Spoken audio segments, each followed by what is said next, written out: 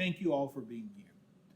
I wish I could be talking with you in person, but these aren't normal times. We are facing a health crisis here in South Carolina and across the country. Just last weekend, I personally lost my grand aunt Gladys due to the coronavirus. We've seen too much tragedy. We've approached this grim milestone of over 1,000 COVID related deaths. To me, just one death is too many. This virus is impacting all of us. We're breaking new case records here on a nearly daily basis. We've gone from 13% positive a month ago to 21% positive today. Some county hospitals say that they're already using 80 or 90% of their beds.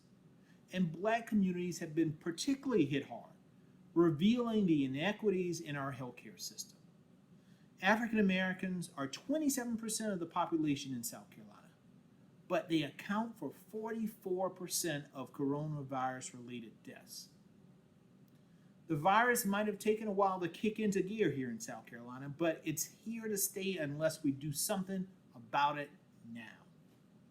South Carolinians, we have to step up. We have to step up to the plate and accept the enormous personal responsibility of this pandemic.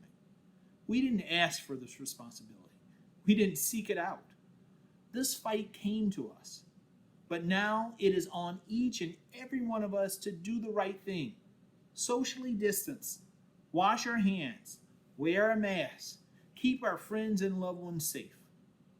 As everyday South Carolinians do their part, South Carolina needs leadership that steps up to the plate too.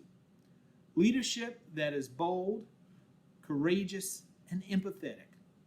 Leadership that puts people first.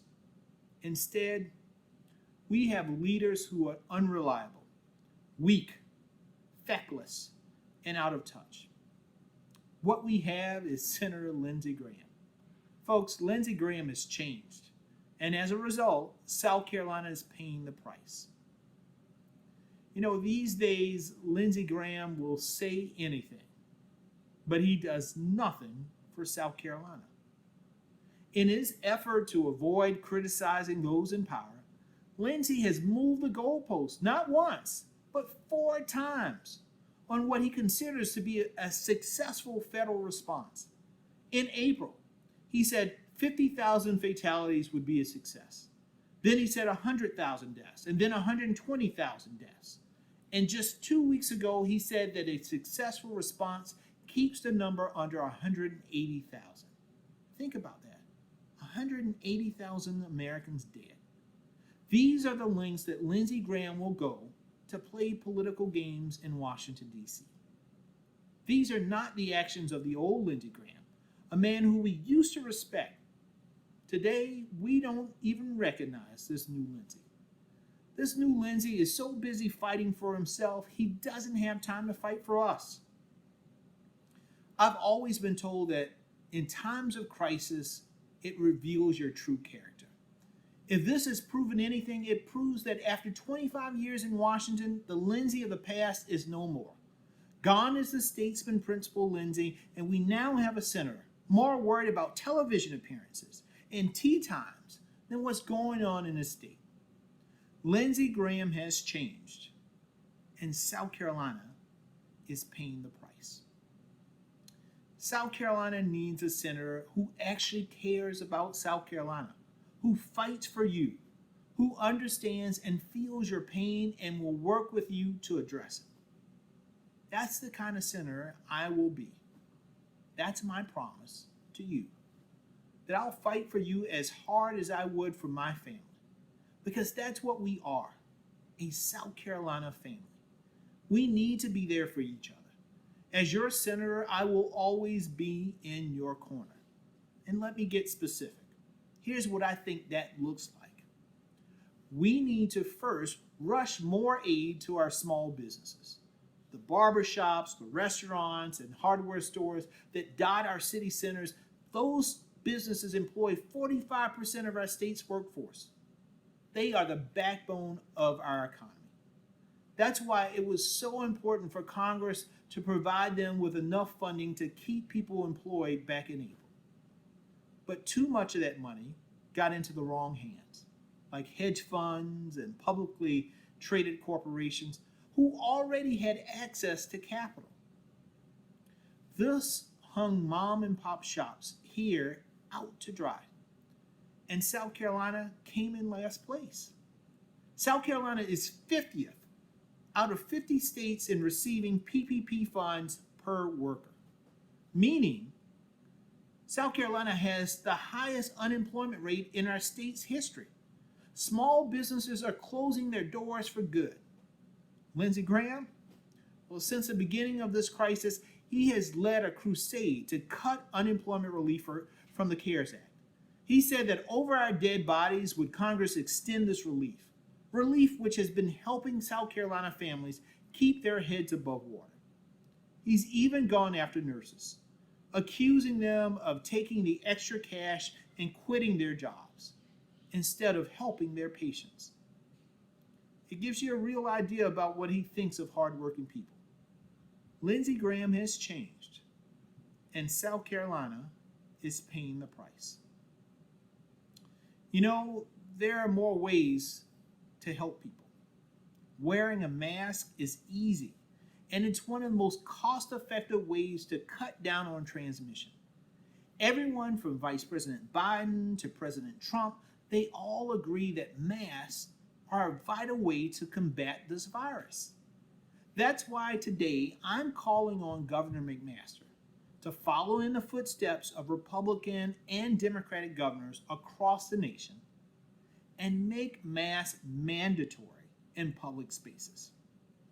Wearing a mask is a sign of how much you care about your neighbors. Wearing a mask is the first step in reopening our economy and our schools. It's our responsibility. It's on every one of us, and we all need to understand that. We also must understand that protecting our kids is a sacred obligation. If schools reopen in the fall, the question is, how can we reopen to keep our kids, our teachers, and our families safe? That's why I believe that every single school in South Carolina can only reopen under the guidelines that health professionals recommend. Whether local school districts go with a mix of in-person and online, or if some school districts are completely online, that must be our North Star. We must have the funding necessary to keep our students safe. Public schools are in desperate need of the federal resources that was intended for them in the CARES Act.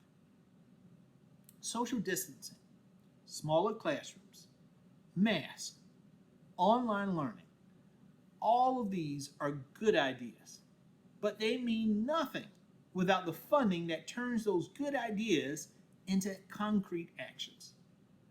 And action now will save lives tomorrow. You know, it's time for all of us to take responsibility. People and businesses need certainty right now, more than ever. The moves I'm recommending will help businesses reopen for the long haul and make workers feel safe. We can't have a healthy economy without a healthy population. We all have a role to play here. On the 4th of July, there were too many large crowds on our beaches. We have to be more responsible. This is on all of us. We can only defeat the coronavirus. We can only defeat it if we do it together. Folks, that is why even in a time as dark as this, there is so much to be hopeful for. There are countless stories of friends helping friends, neighbors helping neighbors, people giving back to food banks, donating plasma, or just being responsible.